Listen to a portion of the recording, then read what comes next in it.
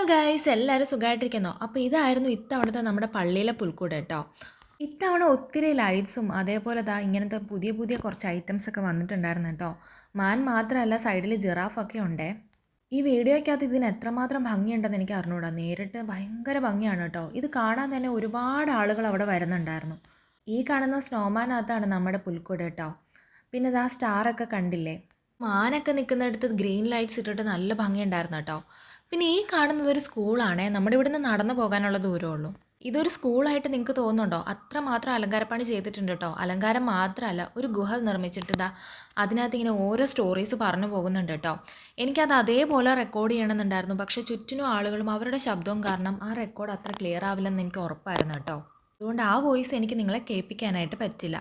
അവസാനം നമ്മൾ ഈ കഥകളൊക്കെ കേട്ട് ചെന്ന് നിൽക്കുന്നത് പുൽക്കൂടിൻ്റെ തൊട്ട് മുന്നിലാണേ. എത്ര ക്രിയേറ്റീവ് ആണല്ലേ.